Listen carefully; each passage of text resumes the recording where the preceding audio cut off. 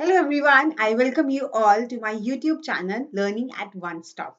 My name is Prerna and today we are going to discuss some very important seated questions that was asked in the examination. Yes, examination में जो पूछे गए questions थे because मेरा real experience मैं आज आप यहाँ से share करने वाली हूँ. जैसे कि आप screen पे देख रहे होंगे, मैंने यहाँ पे अपना admit card screenshot लेके बहुत छोटा सा मैंने यहाँ पर आपको एक glimpse दिया है कि yes, I also appeared in seated on 22nd December. Okay, so I just try to provide you the जितना भी वहां पे जैसे क्वेश्चंस पूछे गए थे मैंने बिल्कुल ट्राई किया कि मैं उस तरीके से क्वेश्चन आपके पास लेकर आऊं ताकि जितने भी आगे जो एग्जाम्स देंगे उनके लिए ये सेशन बहुत हेल्पफुल रहने वाला है. सो आप लोग इसे एंड तक देखेंगे और ये क्वेश्चंस जो है लैंग्वेज चेंज हो रही है बट अगर हम देखेंगे सीटेक में क्वेश्चंस जो है रिपीट हो रहे हैं लैंग्वेज चेंज होकर. सो ये वीडियो बहुत हेल्पफुल रहने वाली उन सब के लिए जिनके आगे सीटेट के एग्जाम्स हैं. So without any delay, let's start the discussion. So the first question. So the first question is जो पहला क्वेश्चन मुझसे पूछा गया था वो था लर्निंग डिसऑर्डर से.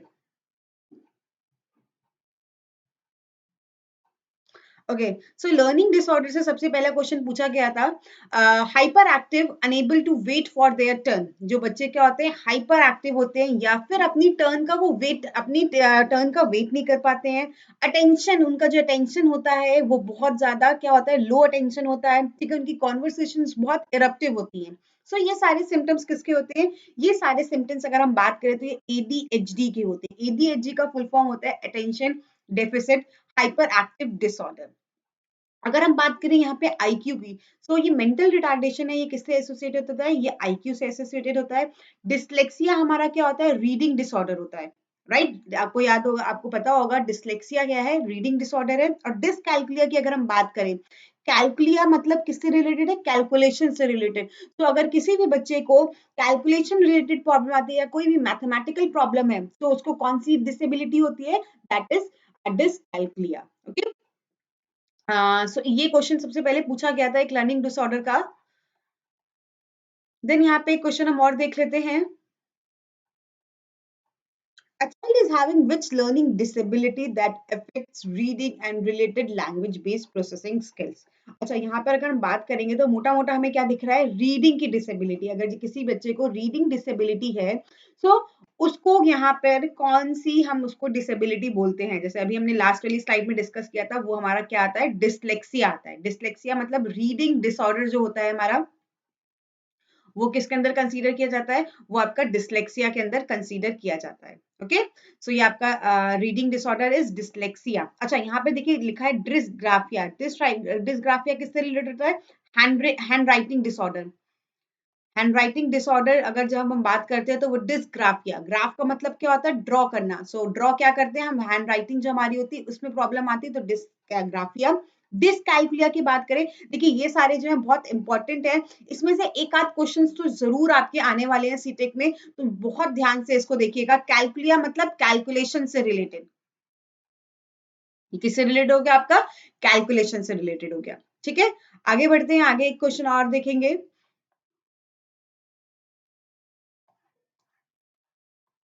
अच्छा, एक बार जो लर्निंग डिसऑर्डर है हम पहले एक बार जल्दी से देख लेते हैं. क्विक रिकैप करते हैं लर्निंग डिसऑर्डर्स क्या होते हैं हमारे. सबसे पहले है आपका डिसग्राफिया. डिसग्राफिया में क्या होता है? एक स्पेशल स्पेसिफिक लर्निंग डिसऑर्डर होता है जहां पे क्या होता है पर्सन की जो हैंड राइटिंग एबिलिटी होती है वो क्या होती है? इफेक्ट होती है. तो वो आपका किस में आता है? वो आपका आता है डिसग्राफिया में. ठीक है, आगे देखेंगे. डिसकैल्कुलिया अभी हमने जस्ट डिस्कस किया है. यहाँ पे क्या होता है? वो डिसएबिलिटी जहाँ पे पर्सन की जो नंबर की अंडरस्टैंडिंग होती है या कोई मैथमेटिकल फैक्ट्स की अगर बात करें तो वो क्या होती है? वो वहां पे लैकनेस होती है. तो उस डिसेबिलिटी को हम क्या बोलते हैं? डिसकैल्कुलिया बोलते हैं. राइट, आगे देखते हैं. डिस्पैरेक्सिया. डिस्पैरेक्सिया की भी हमने बात करी. ये भी एक बहुत इंपॉर्टेंट लर्निंग डिसऑर्डर है.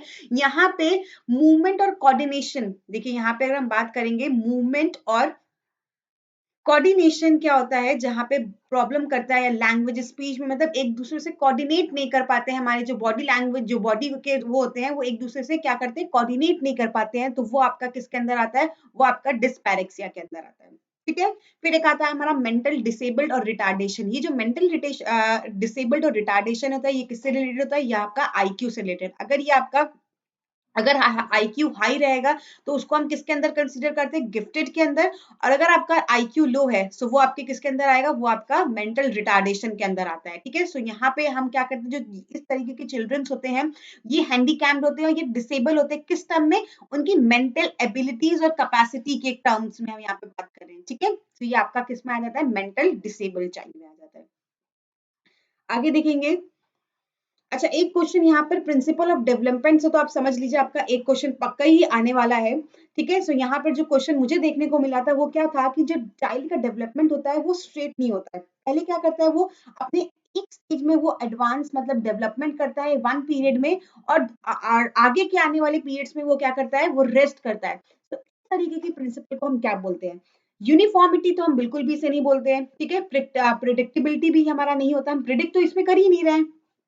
इंटर रिलेशन भी नहीं होता है। ये आपका जो होता है principle of spiral and non linear development होता है। ठीक है। इसको मैं एक बार एक्सप्लेन कर देती हूँ आपको। देखिए प्रिंसिपल, यहाँ पे मैंने एक इमेज भी आपको शो करी है, इसको ध्यान से देखिएगा। क्या है यहाँ पर? अगर आप देखेंगे इस इमेज को देख के ही आपको समझ में आ जाएगा।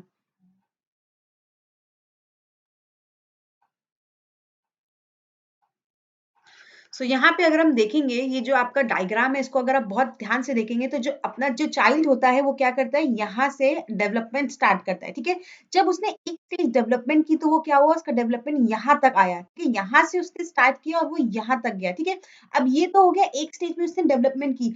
नेक्स्ट स्टेज जब वो आता है, नेक्स्ट स्टेज में यहाँ पे क्या करता है? उसको कॉन्सिडरेट करता है, मतलब यहाँ पे वो रेस्ट करता है क्योंकि उसने अब ये डेवलपमेंट कर ली है। अब वो क्या करता है? यहाँ पे रेस्ट करेगा।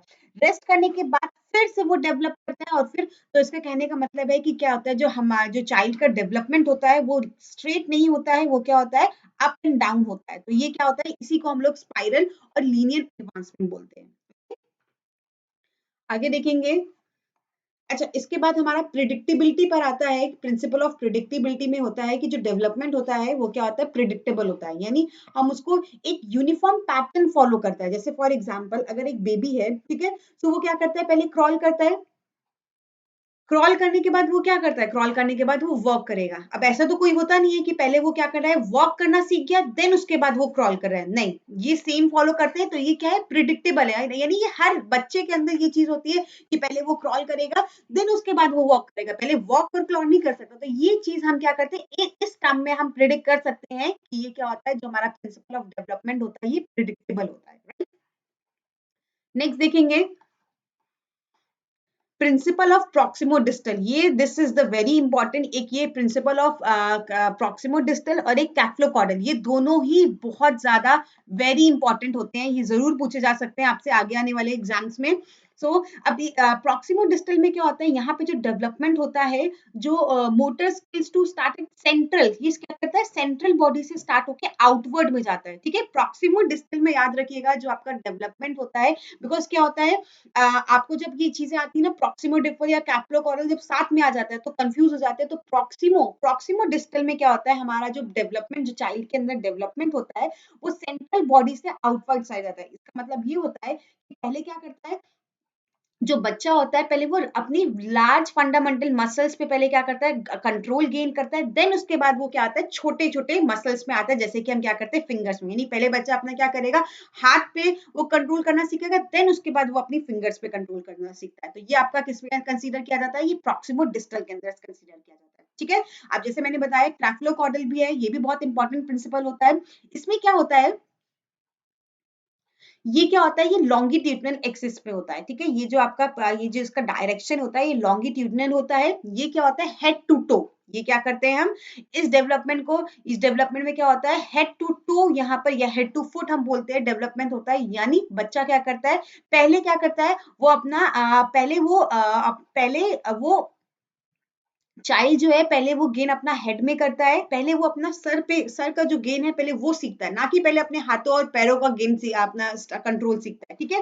पहले वो हेड पर गेन करता है, देन उसके बाद वो क्या करता है, अपने आर्म्स और लेग्स में कंट्रोल गेन करता है, ठीक है। सो ये हेड टू टो जो प्रिंसिपल होता है ये हेड टू टो फॉलो करता है, that is also called cephalocaudal, right. चलिए आगे क्वेश्चन देखेंगे, आगे मूव करेंगे हम।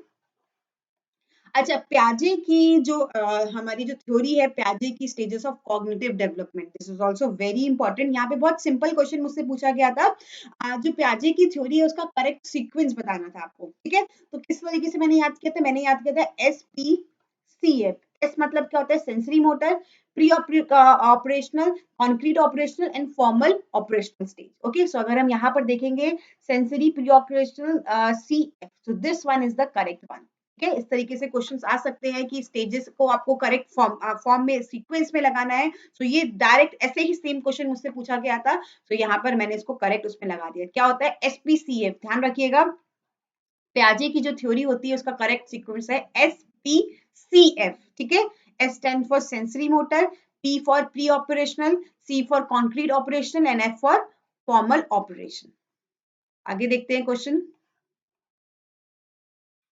जीन प्याजे पर एक और क्वेश्चन यहाँ पर है, अकॉर्डिंग टू जीन प्याजे which factor plays an important role in influencing development. अब जीन प्याजे के अकॉर्डिंग जो डेवलपमेंट है वो क्या किस पर इन्फ्लुएंस होता है, ठीक है, क्या इन्फ्लुएंस करता है डेवलपमेंट को, reinforcement, language, experience with the physical world and imitation.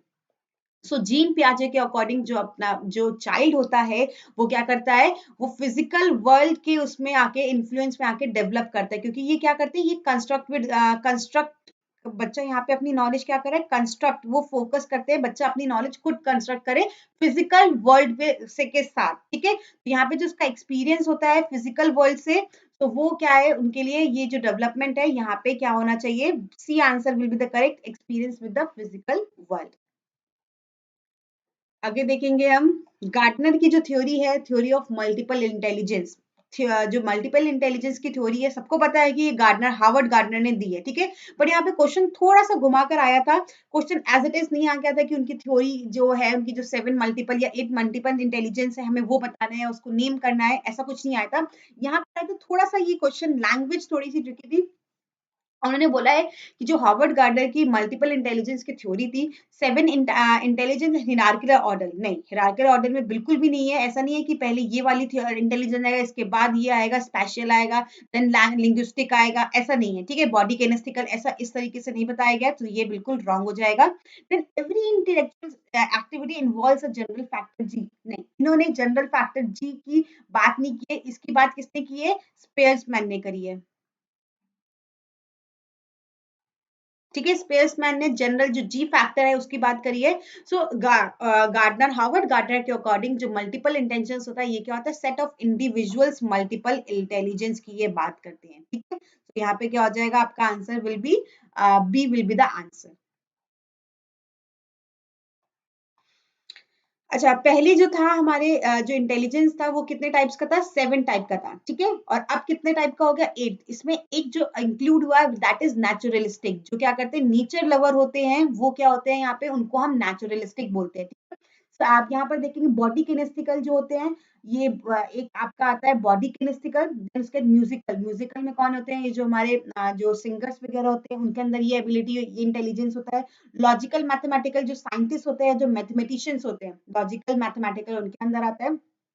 Interpersonal जो दूसरों को ज्यादा अच्छे से समझ सकते हैं, इन्फ्लुएंस करते हैं, तो इसके अंदर जो पॉलिटिशियंस वगैरह होते हैं इंटरपर्सनल के अंदर वो आते हैं। इंट्रापर्सनल सेल्फ इंट्रोस्पेक्शन, आप खुद को अपने अपने बारे में कितना आप अपने आप को जानते हो, तो ये सारी जो चीजें होती है, जो मॉन्क्स वगैरह होते हैं, ये आपका इंट्रापर्सनल के अंदर आता है। लिंग्विस्टिक, यहाँ पर लिंग्विस्टिक की बात की, लैंग्वेज लिंग्विस्टिक में कौन कौन के आते हैं, पोएट, जो पोएट्स वगैरह होते हैं उनके अंदर कौन सा इंटेलिजेंस होता है, लिंग्विस्टिक। स्पैशियल की अगर बात करें तो ये किससे होता है, जो आर्किटेक्चर वगैरह होते हैं, ये आपका इसके अंदर कंसीडर किया जाता है नेचुरलिस्टिक, जो नेचर लवर होते हैं, राइट। सो ये 8 टाइप ऑफ इंटेलिजेंस जो हार्वर्ड गार्डनर ने दिया है। आगे देखेंगे हम कुछ अदर इंटेलिजेंस थ्योरीज जो इस सभी सीटेड पॉइंट ऑफ व्यू से इंपॉर्टेंट है। सबसे पहले जो है यूनिटरी और मोनार्की थ्योरी भी इसे बोलते हैं, ठीक है। ये क्या होता है, ये सबसे ओल्डेस्ट थ्योरी है, जो अगर हम इंटेलिजेंस की बात करें तो सबसे ओल्डेस्ट थ्योरी इसमें से कौन सी है, दैट इज यूनिटरी और मोनार्किक थ्योरी है। ठीक है, इसके अकॉर्डिंग क्या है, intelligence consist of one factor namely a fund of intelligence competition which is universal for all the activities of the individual. अच्छा, इनके अकॉर्डिंग क्या है, यूनिटरी थ्योरी के अकॉर्डिंग जो इंटेलिजेंस है वो एक इंटेलिजेंस क्या है, पूरे यूनिवर्सल है, और वो सारे इंडिविजुअल की कोई भी एक्टिविटी अगर कोई कर रहा है, जैसे हम यहाँ अगर नेचर लवर है तो हम उसके लिए बताते हैं कि वो नेचुरलिस्टिक है। ठीक है, अगर कोई पोएट है तो पोएट को हम क्या बोलते हैं, उसके अंदर कौन सा इंटेलिजेंस है, लिंग्विस्टिक है। ठीक है, तो इनके अकॉर्डिंग यूनिटरी थ्योरी के अकॉर्डिंग ऐसा कुछ नहीं होता, एक सिंपल इंटेलिजेंस है जो हर एक्टिविटी में यूनिवर्सल है, और वो अगर इंडिविजुअल में है तो उसका मतलब उसको इंटेलिजेंट कंसीडर किया जाता है, चाहे वो लिंग्विस्टिक हो, चाहे वो स्पेशल हो, बॉडी केनेस्टिकल हो। ठीक है, तो ये वो बोलते हैं यूनिटरी थ्योरी के अंदर इसे कंसीडर किया जाता है। देन मल्टीपल फैक्टर थ्योरी एक है, इसको किसने इंट्रोड्यूस किया था, ये थे ईएल थॉर्नडाइक। थॉर्नडाइक ने इसे बताया गया है। Thorndike believe that there is nothing like general. अब इनके अकॉर्डिंग ये था कि जो इंटेलिजेंस है कोई जनरल एबिलिटी नहीं है, each mental activity requires an aggregate of different set of abilities. ये कोई एक हम जनरल एबिलिटी में इसको कंसीडर नहीं कर सकते इंटेलिजेंस को, ये डिफरेंट सेट ऑफ एबिलिटीज होती है, right? स्पेयर्समैन ने क्या दी थी, टू फैक्टर थ्योरी दी थी। टू फैक्टर थ्योरी में एक फैक्टर आता है आपका जी फैक्टर, मतलब ये क्या होता है, इनके अकॉर्डिंग जो जी फैक्टर है, every individual is born with a different level of G factor. ठीक है, the greater the G factor the greater are the chances that the person will succeed in various aspects. और ये जो S factor है, जो S factor के उन्होंने दो फैक्टर क्यों बोलते हैं, क्योंकि इन्होंने जी और एस फैक्टर दिया है। ये क्या होती है, इनबॉर्न होती है। ये क्या करते हैं, जब बच्चा बॉर्न होता है तो अपने एक्सपीरियंस के साथ साथ क्या करता है, उसको एक्वायर करता है। ठीक है, लेकिन जो इन्होंने जी फैक्टर बताया, ये क्या होता है, इनके अकॉर्डिंग ये बच्चे के अंदर होता है। और एस फैक्टर जो है ये क्या करता है, ये बच्चा आकर सीखता है। People acquire this factor through experience and from their surrounding environment. Okay, next देख लेते हैं। अच्छा, एक क्वेश्चन ये आया था, तो यहाँ पर क्वेश्चन ये पूछा गया था, एग्जैक्ट यही सेम क्वेश्चन आया था, when the child is not able to give desire outcomes of learning who needs to be check. अगर यहाँ पे जो बच्चा है वो क्या करते हैं, जितना उसको एक्सपेक्ट किया जा रहा है, जो आउटकम हम एक्सपेक्ट कर रहे हैं लर्निंग का, बच्चे से वो आउटकम नहीं आ पा रहा है, तो यहाँ पर किसको चेक करने की जरूरत है, टीचर को, चाइल्ड को, पेरेंट्स को, सिस्टम को। सबसे पहले चाइल्ड को तो बिल्कुल भी नहीं, इसमें चाइल्ड का कोई रोल नहीं है, पेरेंट्स का कोई रोल नहीं है, teacher of course plays a very important role, but लेकिन यहाँ पर अगर बच्चे का जो आउटकम है वो निकल के नहीं आ पा रहा है, तो यहाँ पे पूरे सिस्टम को चेक करने की जरूरत है कि सिस्टम में ही कोई गड़बड़ी आ रही है जिससे कि बच्चा ठीक परफॉर्म नहीं कर रहा है। राइट, नेक्स्ट देखेंगे हम, what is not the quality of. अच्छा, हम क्या करते हैं, यूजुअली एग्जाम्स में बहुत ज्यादा एक्साइटेड हो जाते हैं क्वेश्चंस को रीड करने में, तो ये जो नॉट वाले वर्ड्स होते हैं, क्वेश्चंस होते हैं ना, उसको थोड़ा सा हम इग्नोर कर देते हैं। राइट, तो ये चीज आपको बहुत अच्छे से ध्यान रखनी है। यहाँ पे नॉट पूछा गया है, डाइवर्जेंट थिंकर्स की क्वालिटी क्या नहीं होती है इसमें से, आस्किंग ओपन एंडेड क्वेश्चंस, तो ये इनकी क्वालिटी ऑफ कोर्स होती है। डाइवर्जेंट थिंकर्स जो होते हैं वो ओपन एंडेड क्वेश्चंस पूछते हैं। ठीक है, creative ways to solve problem, different different तरीके होते हैं उनके पास प्रॉब्लम्स को सॉल्व करने के लिए। आइडियाज में क्या होता है, ओरिजिनलिटी होती है, मतलब ओरिजिनल आइडियाज, रॉ आइडियाज उनके पास आते हैं। ठीक है, ये था रिपीटिंग, तो ये भी इसकी क्वालिटी होती है। Repeating same task with interest, देखो इंटरेस्ट तो वो दिखा रहे, लेकिन कभी भी वो क्या करते हैं, हमेशा न्यू न्यू तरीका लेकर आते हैं, उनके पास हमेशा नया, उनके पास हमेशा क्रिएटिव तरीका होता है कुछ भी करने का, वो सेम टास्क को रिपीट नहीं करते। ये this is not the quality of divergent thinker. ठीक है, सो इंटरेस्ट के साथ तो कर रहे हैं, लेकिन सेम टास्क, ये जो यहाँ पर बात आ गई सेम टास्क की, तो वो क्या करते हैं, वो हम हर एक नया नया काम को करने के लिए वो हमेशा एक्साइटेड रहते हैं सेम टास्क के लिए। तो ये यहाँ पे इनकी क्वालिटी डाइवर्जेंट थिंकर की नहीं होती है। राइट,